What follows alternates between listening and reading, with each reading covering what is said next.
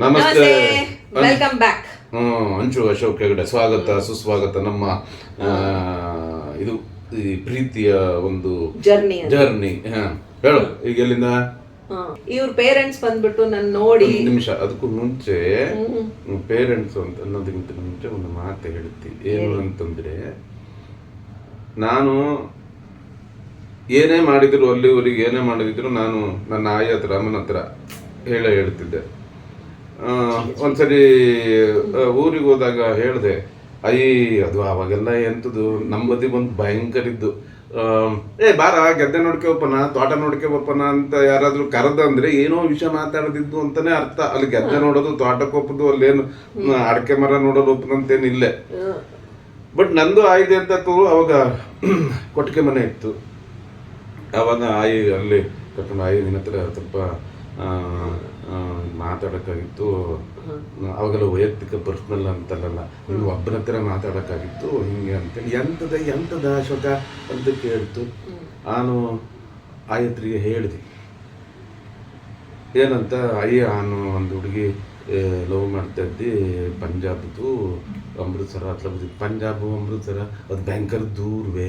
ಹೇಳ್ಕೊತಾನೆ, ತಮ್ಮ ನಿಂಗೆ ಈಗೆಲ್ಲ ಈ ಪ್ರೀತಿ ಗೀತೆಲ್ಲ ಬೇಕಾಗಿತ್ತಾನು. ಅದು ಅಂತ ಇನ್ನೂ ಜೀವನದಲ್ಲಿ ಇನ್ನೂ ಸರಿ ಕೆಲಸವೇ ಇಲ್ಲ. ಹಂಗೆಲ್ಲ ಇನ್ನೊಂದು ಮನೆ ಹುಡುಗರಿಗೆಲ್ಲ ಮೋಸ ಮಾಡಲಾಗ. ನಾನು ನಿನಗೆ ಗೊತ್ತಿದ್ದು ನಿನ್ನ ಮಗ, ಗೊತ್ತಾ, ಮೋಸ ಗೀತೆಲ್ಲ ಮಾಡೋನಲ್ಲ, ಗೊತ್ತಾ. ಆಮೇಲೆ ನಾನು ಇವತ್ತಿನವರೆಗೂ ನನಗಿಂಥದ್ದು ಬೇಕು ಅಂಥದ್ದು ಬೇಕು ಅಂತ ಕೇಳೋದವನಲ್ಲ. ಒಂದು ಅಂಗಿ ಚಡ್ಡೆ ಅವಾಗೆಲ್ಲ ಇಷ್ಟು ಇದು ನಮ್ಮ ಹಳ್ಳಿ ಬದಿಗೆಲ್ಲ ಗೊತ್ತಿದ್ದಾರೆ, ಅದನ್ನು ಕೇಳ್ದವನಲ್ಲ ನಾನು. ನನ್ನ ಲೈಫ್ನಲ್ಲಿ ನಾನು ಇದನ್ನು ಫಸ್ಟ್ ಟೈಮ್ ಕೇಳ್ತಾ ಇದ್ದೆ, ಭಿಕ್ಷೆ ಬೇಡ್ತಾ ಇದ್ದೆ. ನನಗೆ ಆ ಹುಡುಗಿ ಅಂದರೆ ತುಂಬ ಇಷ್ಟ, ತುಂಬ ಪ್ರೀತಿ ಮಾಡ್ತಾ ಇದ್ದೆ. ನನಗೆ ಮದುವೆ ಆಗು, ನಿನ್ನ ಆಶೀರ್ವಾದ ಬೇಕು. ಯಾರ ಆಶೀರ್ವಾದ ಇರ್ತಿದ್ರು ನಾನು ಕೇರ್ ಮಾಡ್ತೇನೆ.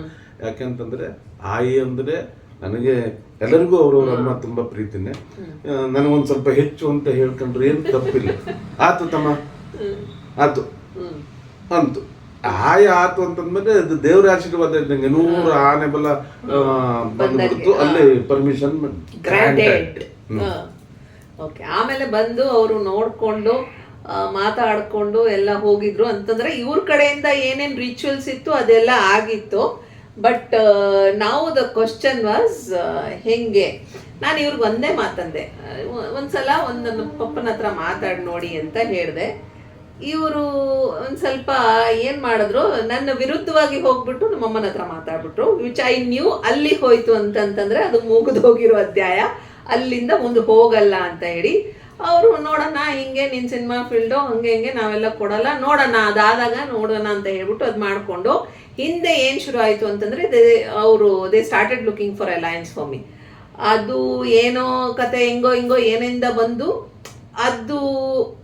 ಅದು ದೇವರು ಬರ್ದಿರೋದು ಅಂತಂದರೆ ಹೆಂಗೆ ಅಂತಂದರೆ, this is one of the biggest incident in my life.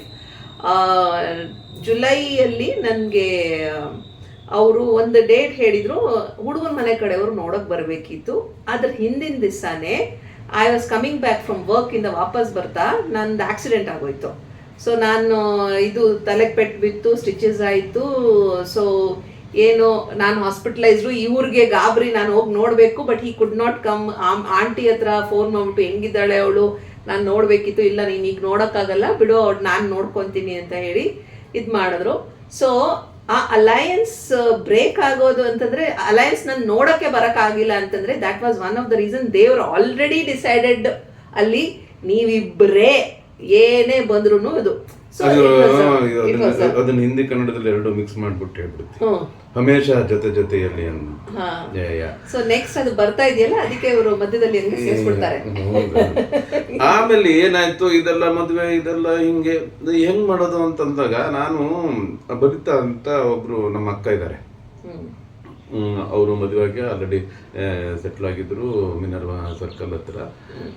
ಇದು ಅವರು ನನಗೆ ಹೇಳಬೇಕು ಅಂತಂದ್ರೆ, ನನ್ನ ಸ್ವಂತ ಅಕ್ಕನಿಗಿಂತನೂ ಅಷ್ಟೊಂದು ಪ್ರೀತಿಯಿಂದ ನನ್ನನ್ನು ಅನ್ಶುನ ನೋಡ್ಕೊಂಡಿರೋದು. ಫಸ್ಟು ಅನ್ಶುನು ಅವ್ರು ನೋಡಿದ್ರೆ ಒಳ್ಳೆ ಹುಡುಗ, ಅವರು ಆ ಕಡೆ ಭಾಷೆ ಬೆಂಗಳೂರು ಬದಿ ಭಾಷೆ ಮಾತಾಡೋದು.